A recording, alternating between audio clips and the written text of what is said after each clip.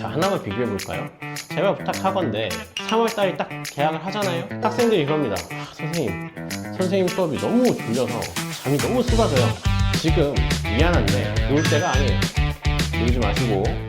안녕하세요, 올마이티 컨설팅 센터의 김남권 소장입니다. 오늘은 지금 현재 중3 예비 고1 학생들한테 해주고 싶은 말이 있어서 이렇게 앉았습니다. 우리 학생들이 이제 고등학교에 곧 가게 되는데, 우리 고등학교에 가게 되면 어떨까요?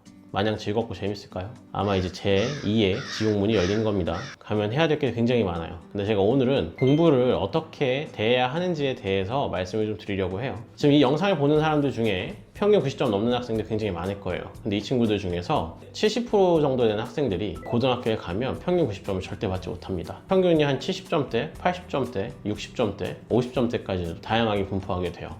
근데 이렇게 분포가 나뉘는 이유는 무엇이냐?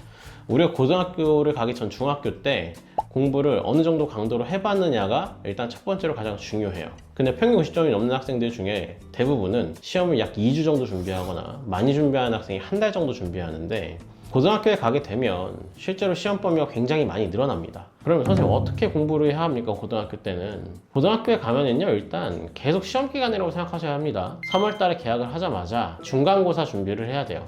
중간고사 준비를 그렇게 빨리 합니까, 선생님? 자, 하나만 비교해 볼까요?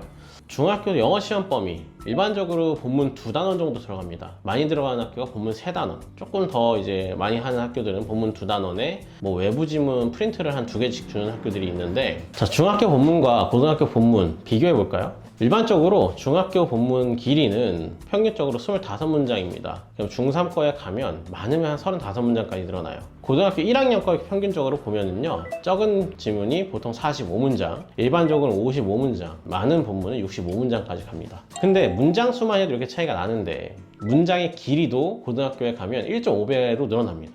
그러면 본문 하나가 약 2배 이상, 3배 가까이 늘어나게 되는 거죠.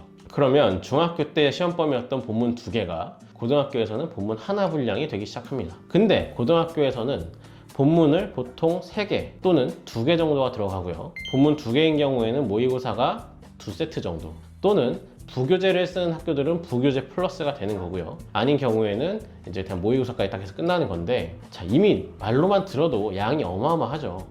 근데 이거를 우리가 중학교 때 공부하던 것처럼 2주 전 또는 한 달 전에 시험 대비를 한다라고 하면 과연 시험 범위를 다 볼 수 있을까요? 절대 보지 못합니다. 그렇기 때문에 제발 부탁하건데 3월달이 딱 개학을 하잖아요. 학교의 시험 범위 진도가 딱 시작되는 순간부터 우리 뭐 해야 돼요? 시험 공부를 해야 돼요. 그리고 또 하나, 우리 학생들이 학교 생활을 열심히 안 하는 경우가 있어요. 학교 생활을 열심히 안 하는 경우가 있는데, 자, 적어도 내가 학생부 종합전형으로 가고 싶다거나 좀 학교에서 뭔가를 해야겠다고 생각이 들면 학교 수업이라도 잘 참여하세요. 물론 학생들이 그럽니다. 선생님 수업이 너무 졸려서 잠이 너무 쏟아져요. 다 자고 있어요, 선생님. 뭐 이런 경우도 있는데, 그 안에서 내가 안 자고 버티고 한다면 그래도 좀 더 선생님이 이뻐하지 않을까요? 그렇게 좀 선생님과의 관계를 잘 유지해줘야 나중에 본인한테 이득이 되는 부분들이 생기겠죠.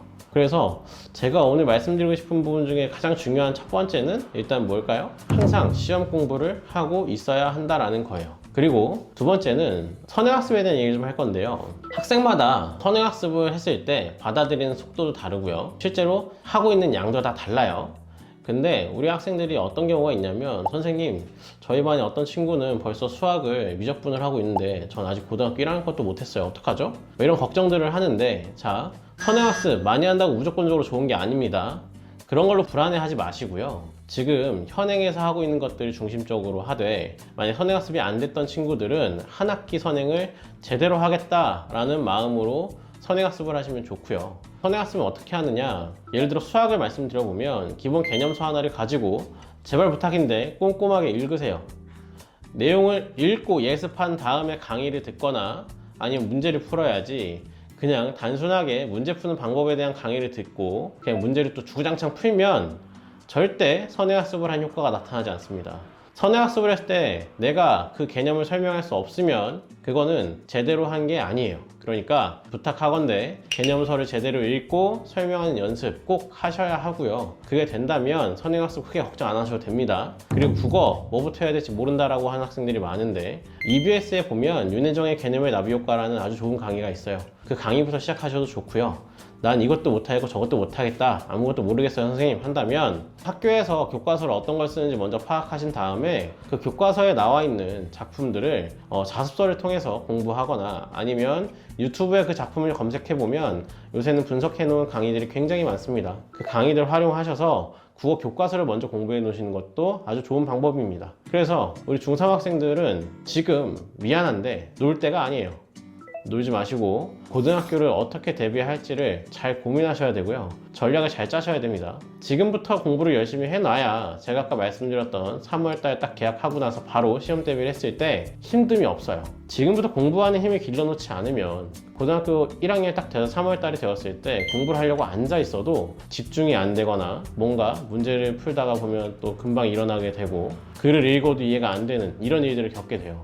지금 이 영상을 보는 학생들이라면 먼저 지금부터 공부력을 키우고 인내심을 키우는 연습을 하시고 고등학교 대비를 아주 철저히 하신 다음에 고등학교 첫 시험을 잘 보셨으면 좋겠습니다. 고등학교를 가서 첫 시험을 잘 보는 건 매우 중요해요. 그게 우리 학생들이 공부를 쭉 이어갈 수 있는 동력이 될 것이기 때문에 첫 시험 잘 볼 수 있도록 지금부터 잘 준비하시길 바라겠습니다. 이상입니다.